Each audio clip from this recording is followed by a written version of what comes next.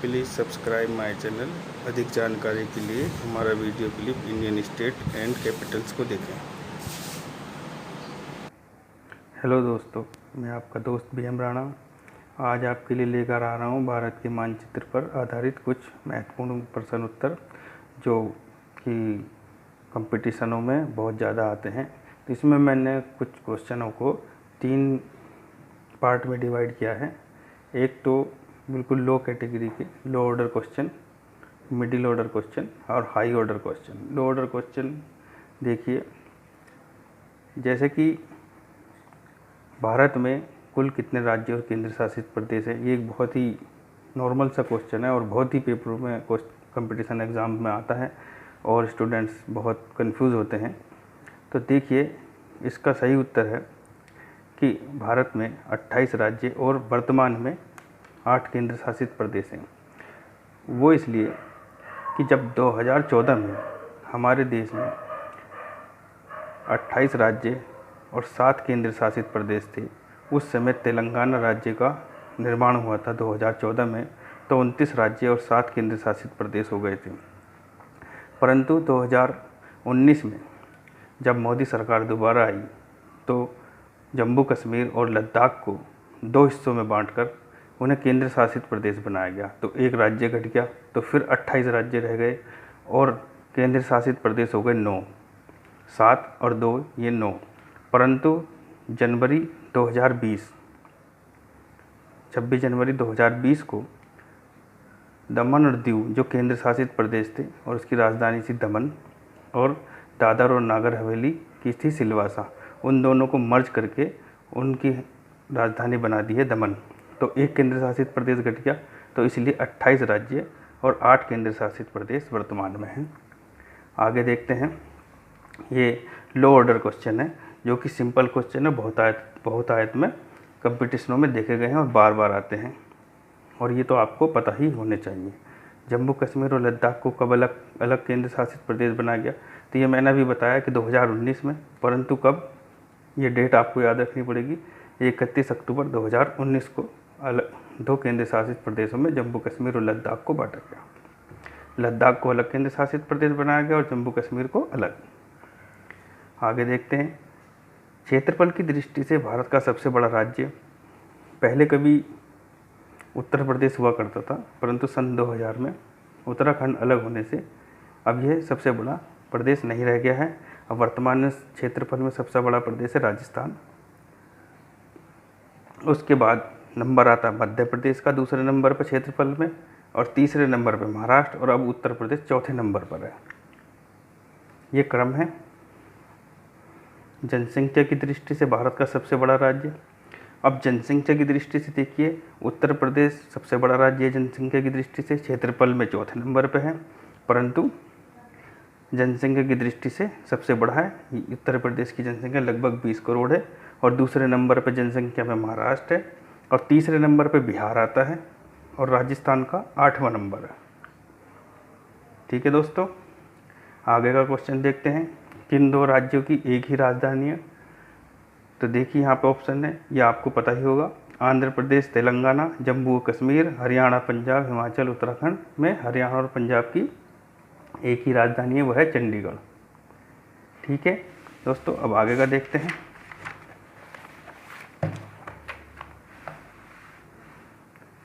ये लो order question है, बिल्कुल नॉर्मल क्वेश्चन है। इन्हें भारत व पाकिस्तान के मध्य सीमा रेखा का क्या नाम है। तो इसमें 4 ऑप्शन दे रखे हैं, डूरंड रेखा, रेड क्लिफ रेखा, मैकमोहन रेखा और इनमें से कोई नहीं। तो भारत और पाकिस्तान के मध्य जो सीमा रेखा है वो रेड क्लिफ रेखा है और इसे 17 अगस्त 1947 को लागू किया गया। सर सिरिल रेडक्लिफ की अध्यक्षता में आयोग बना था, उसने भारत और पाकिस्तान के मध्य एक सीमा रेखा खींची जो सर रेडक्लिफ की अध्यक्षता में गठित आयोग था और उन्हीं के नाम पर रेडक्लिफ रेखा रखा गया। ये आज़ादी के 2 दिन बाद यानी 17 अगस्त से प्रभावी हुआ। अब देखते हैं थोड़े से इससे और हाई ऑर्डर में मिडिल ऑर्डर क्वेश्चन। ये नॉर्मल से थोड़े इनका स्टैंडर्ड हाई होता है। अब देखिए, अक्साई चीन CO2 से लगे भारत के केंद्र शासित प्रदेश का क्या नाम है? ये एक नया क्वेश्चन है। अक्साई चीन COK1 वो क्षेत्र है जिसे पाकिस्तान ने 1963 में चीन को दे दिया था, परंतु अब जम्मू कश्मीर अलग केंद्र शासित प्रदेश है और लद्दाख अलग, तो COK2 से लद्दाख का क्षेत्र लगता है। ठीक है दोस्तों, एक नया क्वेश्चन है, 3 राजधानियों वाला भारत का एकमात्र राज्य कौन सा है? बहुत से राज्यों में 2-2 राजधानियां हैं, परंतु एक राज्य ऐसा है इसमें 3 राजधानी है और वह है आंध्र प्रदेश। आंध्र प्रदेश में 3 राजधानी है, अमरावती, कुर्नूल, विशाखापट्टनम। और अमरावती विधायी राजधानी है, कुर्नूल न्यायिक राजधानी है, विशाखापट्टनम कार्यकारी राजधानी है। वैसे तो उत्तराखंड में भी 2 राजधानी है, एक ग्रीष्म काल की गर्मियों की है गैरसैंण, और वैसे जो परमानेंट है उनकी वो देहरादून। हिमाचल की भी 2 राजधानी है, शिमला और धर्मशाला। जम्मू कश्मीर की भी 2 राजधानी है, ग्रीष्मकालीन श्रीनगर और शीतकालीन जम्मू कश्मीर। महाराष्ट्र की भी 2 राजधानी है, एक मुंबई और एक नागपुर। ये वहाँ की विधानसभा ने गठित की हैं अपने अपने स्तर से कार्य चलाने के लिए एक से ज़्यादा राजधानियाँ। तो ठीक है दोस्तों, ये देखिए, और अब इससे आगे का क्वेश्चन देखते हैं। भारत और भूटान के मध्य सीमा रेखा का क्या नाम है? मैकमोहन रेखा, रेड क्लिफ रेखा, कोई नाम नहीं है, सीमा रेखा ही नहीं है। तो भारत और भूटान के मध्य मैकमोहन रेखा है, यही चीन और भारत के मध्य रेखा है, यही भूटान और भारत के मध्य भी है, इसी को मैकमोहन रेखा कहते हैं। अब अगला क्वेश्चन देखते हैं, भारत के किस राज्य की तटरेखा सबसे लंबी है? तो भारत के गुजरात राज्य की तटरेखा सबसे लंबी है। उसके बाद जो दूसरे नंबर पर तटरेखा है वह आंध्र प्रदेश की है। सबसे नंबर 1 पर गुजरात की जो सबसे लंबी तटरेखा है, और दूसरे नंबर पर आंध्र प्रदेश की। अब अगला क्वेश्चन देखते हैं, भारत की सबसे लंबी अंतर्राष्ट्रीय सीमा किस देश के साथ लगती है? तो भारत की सबसे लंबी अंतर्राष्ट्रीय सीमा बांग्लादेश के साथ लगती है, और ये 4096 किलोमीटर लंबी है। इससे थोड़ी कम भारत और चीन के मध्य वास्तविक नियंत्रण रेखा है जो 4057 किलोमीटर लंबी है। जो मैकमोहन रेखा है भारत और चीन के मध्य वो 700 किलोमीटर लंबी है, और 1914 में सर मैकमोहन की अध्यक्षता में गठित की गई थी। पर जो वास्तविक LOC है वो 4057 किलोमीटर लंबी है। ये पहले नंबर पर बांग्लादेश की सीमा सबसे लंबी है भारत से लगी हुई, दूसरे पे चीन की, और तीसरे पे पाकिस्तान की 3310 किलोमीटर, और म्यांमार की 1643 किलोमीटर। ठीक है दोस्तों, अब इससे आगे चलते हैं। इसी कम क्वेश्चनों में ही आपके साथ कई और क्वेश्चन हो जाएंगे। देखिए, सबसे अधिक राज्यों की सीमाओं को स्पर्श करने वाला राज्य, भारत का ऐसा राज्य जो अन्य राज्यों की सबसे ज़्यादा सीमा स्पर्श करता हो, तो उसमें पहले नंबर पर है, देखिए, मध्य प्रदेश, छत्तीसगढ़, उत्तर प्रदेश, आसाम में से उत्तर प्रदेश। उत्तर प्रदेश 9 राज्य, अपने से अलग 9 राज्यों की सीमाओं को स्पर्श करता है। पहला उत्तराखंड को करता है, दूसरा हिमाचल को करता है, तीसरा दिल्ली की सीमा को स्पर्श करता है, हरियाणा की सीमा, राजस्थान, मध्य प्रदेश, छत्तीसगढ़, झारखंड और बिहार। तो 9 राज्यों की सीमाओं को ये उत्तर प्रदेश की सीमा टच करती है, और इससे कम 7 राज्यों की सीमा को टच करने वाले छत्तीसगढ़ और आसाम 7 राज्यों की सीमाओं को स्पर्श करते हैं। छत्तीसगढ़ और आसाम 7 राज्यों की, उत्तर प्रदेश 9 राज्यों की सीमाओं को स्पर्श करता है। अब देखते हैं दोस्तों hots high order thinking skill questions. देखिए, पुद्दुचेरी का कौन सा जिला केरल राज्य के तट पर है? वैसे तो पुद्दुचेरी अपने आप में तमिलनाडु में स्थित है, इसका कौन सा राज्य केरल राज्य के तट पर है? इसके 4 जिले हैं, और चारों में से 2 तमिलनाडु में हैं, एक आंध्र प्रदेश में और एक केरल में। तो जो केरल में है वो माहे जिला है। पुदुचेरी और कराईकल तमिलनाडु की सीमा पे हैं और यनम आंध्र प्रदेश में। ये केंद्र शासित प्रदेश है।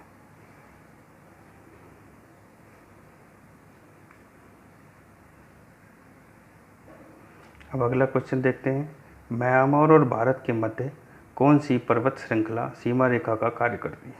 देखिए, काराकोरम पर्वत श्रृंखला, विंध्याचल पर्वत श्रृंखला या सतपुड़ा पर्वत श्रृंखला या अराकान पर्वतमाला श्रृंखला।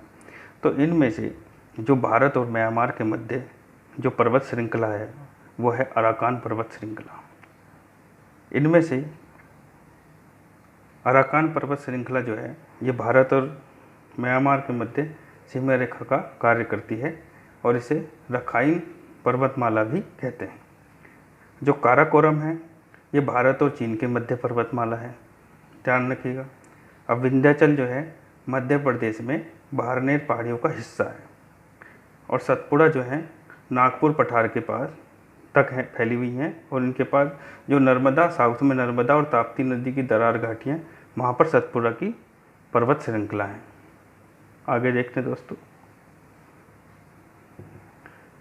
भारत का कौन सा राज्य 3 तरफ से अंतर्राष्ट्रीय सीमाओं से घिरा हुआ है? देखिए, त्रिपुरा, सिक्किम, मिजोरम। इनमें से कौन सा राज्य 3 तरफ से अंतर्राष्ट्रीय सीमाओं से घिरा हुआ है? तो अंतर्राष्ट्रीय सीमाओं से ये तीनों ही राज्य घिरे हुए हैं। त्रिपुरा बांग्लादेश की सीमा से 3 तरफ से घिरा हुआ है और मिजोरम और सिक्किम ये भी तीनों, सिक्किम जो है एक तरफ नेपाल से, दूसरी तरफ भूटान से और एक तीसरी तरफ चीन से घिरा हुआ है। अब मिजोरम म्यांमार से 3 तरफ से घिरा हुआ है और त्रिपुरा बांग्लादेश से की सीमा से 3 तरफ से घिरा हुआ है। जो सिक्किम है वो अपने आप में एक तरफ तो नेपाल से, एक तरफ भूटान से और तीसरी तरफ चीन से घिरा हुआ है। अब अगला क्वेश्चन देखते हैं दोस्तों, सबसे ज़्यादा विदेशी देशों की सीमाओं को स्पर्श करने वाला राज्य कौन सा है? तो सबसे ज़्यादा विदेशी देशों की सीमाओं को स्पर्श करने वाला राज्य कौन सा है? इसमें देखिए, सिक्किम, अरुणाचल प्रदेश, आसाम। तो देखिए, इसमें से सिक्किम और अरुणाचल प्रदेश दोनों सबसे ज़्यादा विदेशी राज्यों की सीमाओं को स्पर्श करते हैं। सिक्किम का तो यहाँ आपने देख ही लिया, एक तरफ नेपाल, एक तरफ भूटान और एक तरफ चीन, 3 देशों की सीमाओं को। अरुणाचल प्रदेश एक तरफ भूटान, एक तरफ चीन और दूसरी तरफ म्यांमार की सीमा को स्पर्श करता है। ये 2 राज्य ऐसे हैं जो 3-3 देशों की अंतर्राष्ट्रीय सीमाओं को स्पर्श करते हैं। निम्न में कौन सा राज्य म्यांमार की सीमा को नहीं छूता? तो देखिए, नागालैंड, अरुणाचल प्रदेश, मिजोरम, त्रिपुरा। तो दोस्तों, नागालैंड, अरुणाचल प्रदेश, अभी ऊपर बताया कि अरुणाचल प्रदेश एक तरफ से म्यांमार की सीमा को स्पर्श करता है और मिजोरम भी स्पर्श करता है म्यांमार की सीमा को। केवल त्रिपुरा जो है वो नहीं करता। त्रिपुरा को 3 तरफ से बांग्लादेश की सीमाएं घेरी हुई हैं। दोस्तों, मैं कुछ बेहतरीन क्वेश्चन आपके लिए छांट कर लाया हूँ। आपको अगर अच्छा लगे, अगर आपको लगे कि कुछ क्वेश्चन महत्वपूर्ण है और हमारे कॉम्पिटिटिव एग्ज़ाम में हमारे काम आ सकते हैं, तो सब्सक्राइब करिए। अगर आपको नहीं लगता कि क्वेश्चन महत्वपूर्ण नहीं है तो सब्सक्राइब ना करें। धन्यवाद।